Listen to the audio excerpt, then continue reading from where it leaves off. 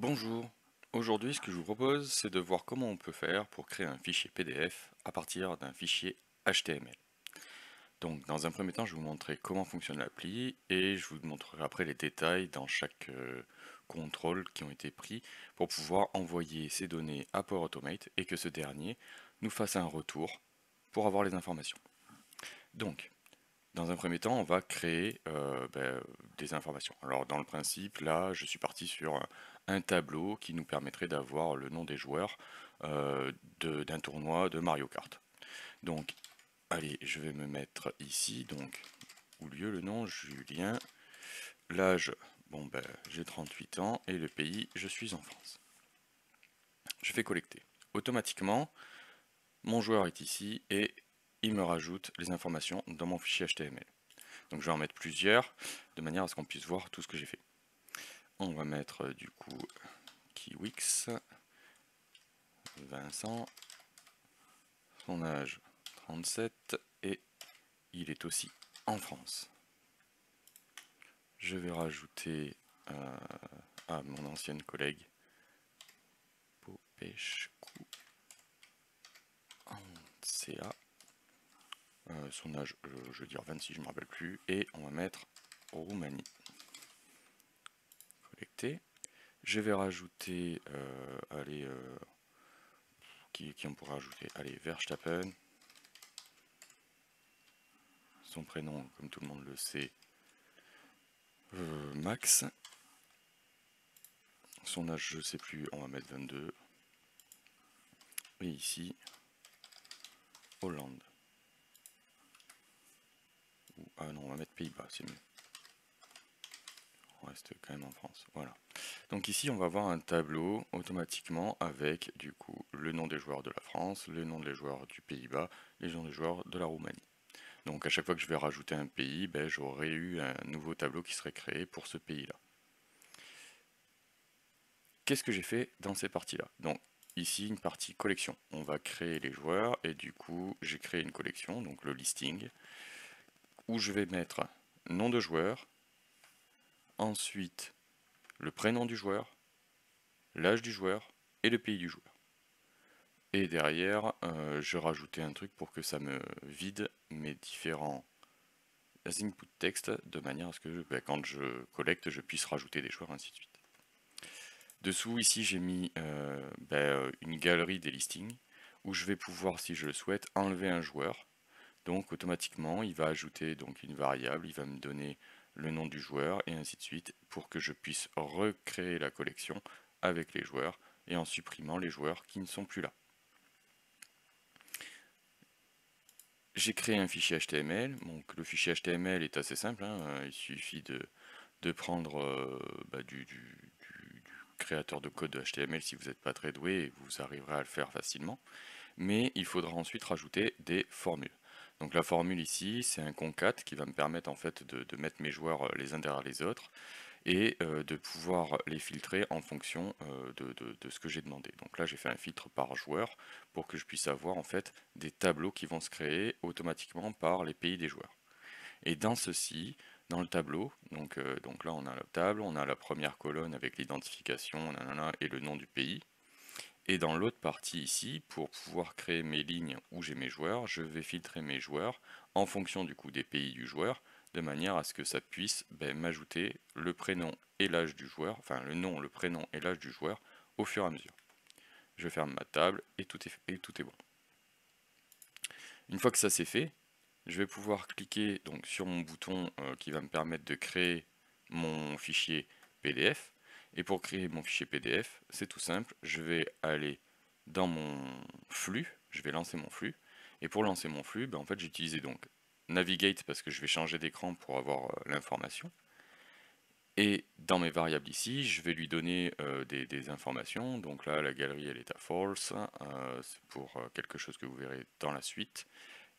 Et j'ai ici un update context qui me lance ma partie contenu qui va être utilisée pour lancer le fichier PDF sur la visionneuse PDF en retour du Power Automate, du flux.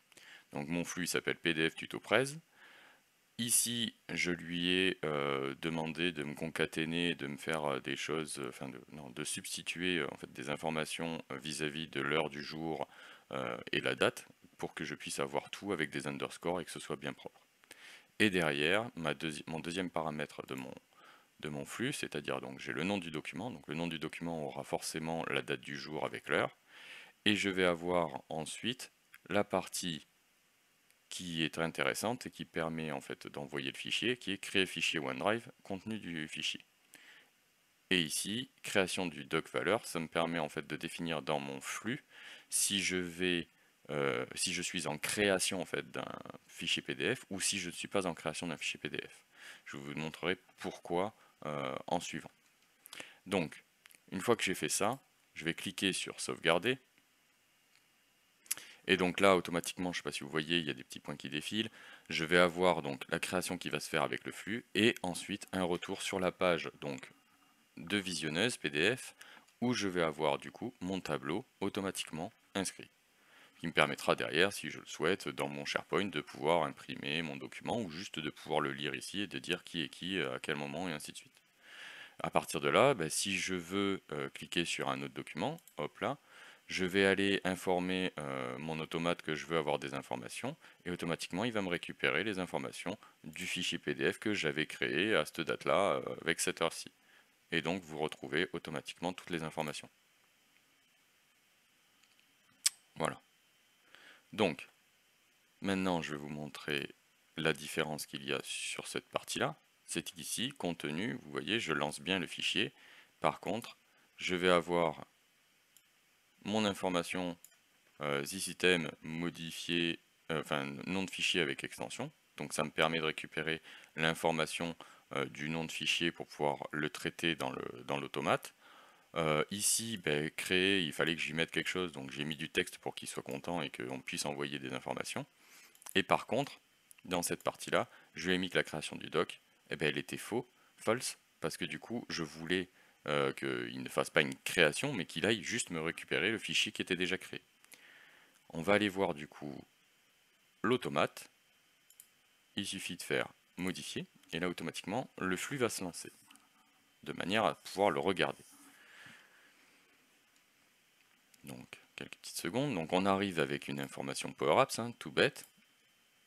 Ici, création doc, ça va être la variable que je vous ai montré tout à l'heure, où je faisais justement toute la différenciation en fait du nom et ainsi de suite, pour enlever les espaces, les deux points, enfin bon, tous les petits trucs, pour qu'il soit tout en underscore. Ici, je vais avoir le nom du document, parce que dans le cas où je suis en création, je suis là, mais dans le cas où je suis en nom de document, je suis là. Voilà.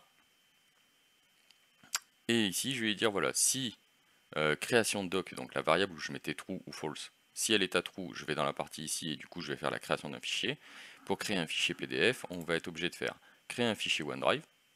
Donc ça, vous pouvez le mettre à la racine d'un OneDrive pour n'importe qui. Comme ça, vous n'êtes pas embêté, il n'y a pas de problème avec des noms de dossier ou autre, mais vous pouvez créer carrément un nom de dossier et automatiquement, ça créera un nom de dossier dans le OneDrive de la personne qui lancera le flux. Le nom de document. Et ici, on retrouve créer fichier OneDrive contenu du fichier, donc la variable HTML où je donne toute l'information du tableau. Avec notre partie convertir un fichier à l'aide du chemin d'accès, je peux créer un fichier PDF. Donc je convertis toute l'information en PDF pour que je puisse créer un fichier dans un SharePoint. Et à partir de là, quand j'ai créé mon fichier, je vais pouvoir arriver dans la partie mettre à jour le fichier, où je vais récupérer donc l'ID du document et le titre du document. Ça, c'est pour que je puisse le retrouver facilement, puisque du coup, si je me basais sur le nom du document simplement, je ne retrouverai pas aussi facilement lorsque j'aurai beaucoup de fichiers dans ma bibliothèque. Ça permet de simplifier la recherche. Dans obtenir ici, je vais aller récupérer donc sur mon site SharePoint les informations du chemin d'accès au fichier. Et une fois que j'ai fait ça, je vais lui dire dans la partie, hop là, ici, retour d'information à PowerApps, donc une réponse, PDF, je veux le contenu du document. Une fois que le contenu du document est envoyé, j'ai un retour dans PowerApps pour pouvoir m'afficher le document. Dans le cas où c'était faux, je vais juste aller récupérer le document dans une bibliothèque. Hop là, donc c'est ce que je fais. Et à partir de là, je lui dis de me faire le retour du contenu. Donc il faut bien utiliser obtenir le contenu du fichier à l'aide du chemin. Vous pouvez faire avec retenir le contenu du fichier basiquement, mais il faudra l'ID du document. Donc ça peut être plus compliqué. Si vous avez possibilité de récupérer l'ID au départ, vous pouvez utiliser l'ID, ça marche tout aussi bien.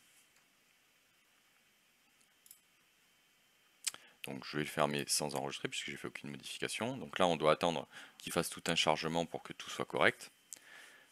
Il va me recharger, donc mon flux est rechargé. Hop là, très bien. Ici j'ai plus d'erreur. Et je vais pouvoir du coup, à chaque fois que je vais naviguer d'un écran à un autre, récupérer via l'intervention du flux. Donc j'envoie au flux des informations, donc le nom du document qui est ici. Et ça me permet d'avoir l'information derrière. Voilà. Alors c'était un tuto très rapide, j'espère que ça vous aidera dans vos prochaines créations de documents PDF. Si vous avez besoin de plus d'informations, si vous voulez des aides à la création de ceci, n'hésitez pas à me contacter et on verra comment on peut vous aider à faire votre prochain document PDF avec Power Apps. En attendant, n'hésitez pas à vous abonner si ce n'est pas le cas, liker cette vidéo, la partager, euh, dire aux gens que ben voilà, vous avez quelqu'un qui peut vous aider au travers de YouTube avec des petits tutos pour démarrer sur Power Apps. Donc n'hésitez pas, venez sur ma chaîne et je continuerai à faire du contenu en fonction peut-être de ce que vous avez besoin. Je vous souhaite une bonne journée. Allez, au revoir.